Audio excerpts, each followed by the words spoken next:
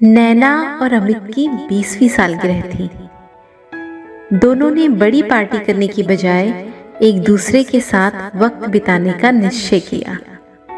दोनों साथ बैठकर चाय पी रहे थे और बातें कर रहे थे। दुनिया की नजरों में वो एक आदर्श जोड़ी थे। उनके बीच बहुत प्यार था, लेकिन समय के साथ ऐसा लगता था कि उनके बीच की शिकायतें बढ़ती जा रही थीं। अमित से बात करते करते नैना ने कहा, मुझे आपसे बहुत कुछ कहना है, लेकिन हमें एक दूसरे के लिए समय नहीं मिलता है। इसलिए मैंने 2 डायरियां खरीदी हैं हमारे लिए। हमारे मन में जो कुछ भी होगा हम एक दूसरे के लिए लिखेंगे और पूरे साल भर लिखेंगे। अगले साल इसी दिन हम एक दूसरे की डायरी पढ़ेंगे ताकि हम जान सकें कि हम में क्या कमियां हैं और हम उसे दूर करने की कोशिश करेंगे।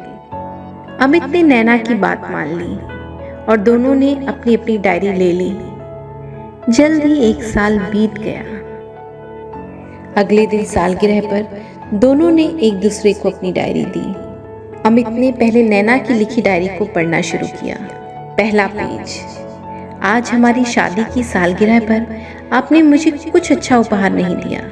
साल में एक सरप्राइज गिफ्ट की उम्मीद तो मैं कर ही सकती हूँ ना। दूसरा पेज। आप मुझे रात के खाने के लिए होटल नहीं ले गए।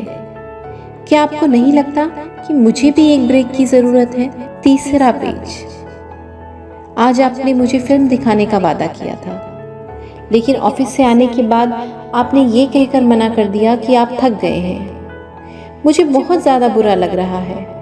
अब शायद आप मुझे पहले की तरह प्यार नहीं करते।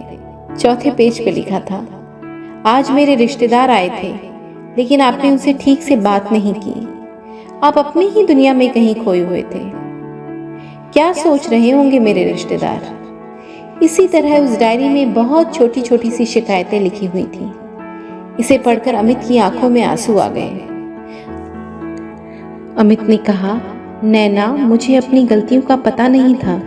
ये सब मैंने जानबूझकर नहीं किया, पर मैं अब ध्यान रखूंगा कि भविष्य में उन्हें दोबारा ना दोहराऊं।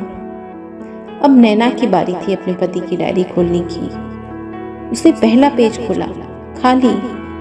दूसरा पेज खोला, खाली। तीसरा पेज खोला, वो भी खाली। नैना ने जल्दी जल्दी सारे पेज देख डाले, पर सब खाली थे।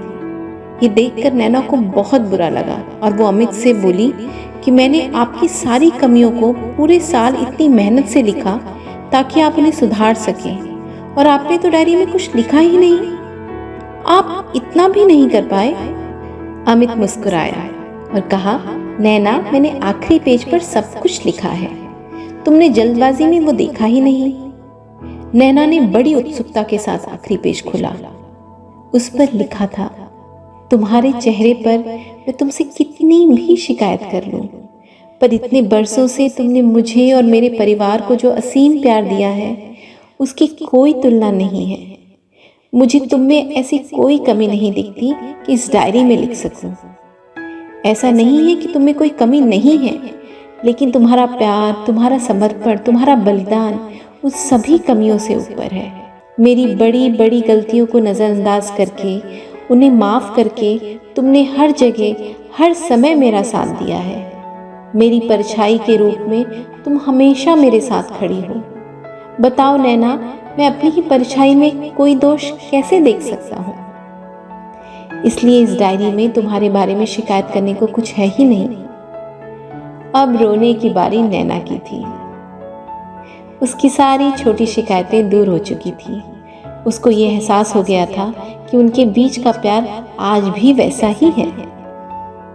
नैना ने रोते हुए झट से अमित के हाथ से डायरी ले ली और अपनी डायरी दोनों को कचरे के डिब्बे में फेंक दिया। उनका जीवन फिर से एक नवविवाहित जोड़े की तरह प्यार से खिल उठा। तो ये थी आज की एक छोटी सी कहानी। दोस्तों, नैना और अमित की ये कहानी लगभग हर घर की कहानी है। हम अपने किसी भी रिश्ते में कब छोटी छोटी शिकायतों की वजह से अपनों से दूर चले जाते हैं कि पता ही नहीं चलता, और अपने रिश्तों की गहराइयों को इन्हीं शिकायतों में खो देते हैं।